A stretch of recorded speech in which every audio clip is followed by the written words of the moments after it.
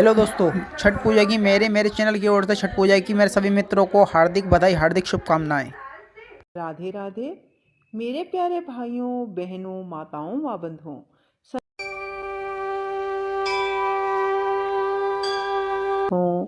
आज मैं आपको सुनाने जा रही हूँ छठ पूजा के दिन सुनी जाने वाली छठी माता की कथा।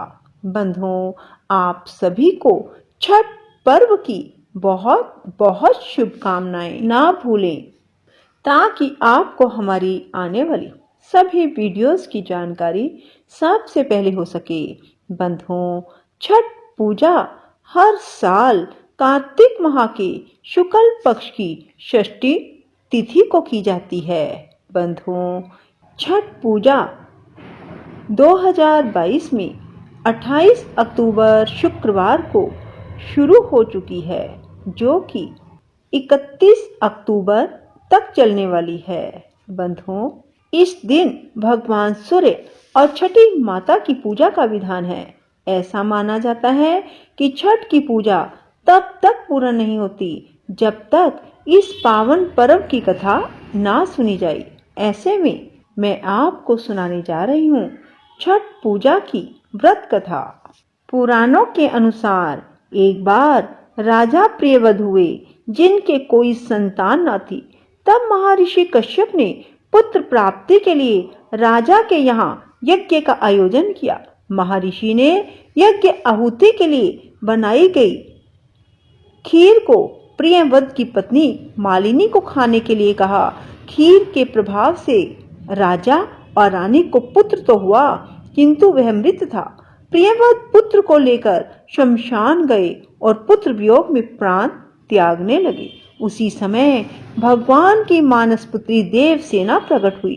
उन्होंने राजा से कहा कि सृष्टि की मूल प्रवृत्ति के छठे अंश से उत्पन्न होने के कारण मैं षष्ठी कहलाती हूँ। माता ने राजा को अपने पूजन का आदेश दिया और दूसरों को भी यह पूजन करने के लिए प्रेरित करने को कहा। राजा ने पुत्र इच्छा से देवी षष्ठी का व्रत किया और उन्हें शीघ्र ही पुत्र रत्न की प्राप्ति हुई। जिस दिन राजा ने यह व्रत किया था उस दिन कार्तिक शुक्ल षष्ठी तिथि थी। तभी से छठी मैया के पूजे जाने की परंपरा प्रारंभ हो गई। कर्ण ने भी इस पूजा की शुरुआत की। महाभारत काल में कुंती पुत्र कर्ण को दानवीर माना जाता था। कर्ण सिर्फ माता कुंती के ही नहीं अपितु सूर्य देव के भी पुत्र थे। सूर्य देव की कर्ण पर विशेष कृपा थी। कर्ण नियमित रूप से प्रातःकाल उठकर सूर्य देव को अर्घ दिया करते थे। तभी से यह पर्व के रूप में सूर्य अर्घ्य की परंपरा का आरंभ हुआ। इसके अलावा कुंती और द्रौपदी के भी व्रत रखने का उल्लेख ग्रंथों में मिलता है। ऐसा कहा जाता है द्रौपदी के छठ पूजा करने के बाद ही पांडवों को उनका हारा हुआ सारा राजपाट वापस मिला था।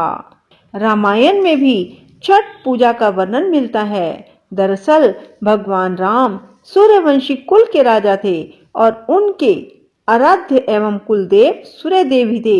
इसी कारण से राम राज्य की स्थापना से पूर्व भगवान राम ने माता सीता के साथ कार्तिक शुक्ल षष्ठी के दिन छठ पर्व मनाते हुए भगवान सूर्यदेव की पूजा विधि विधान से की थी।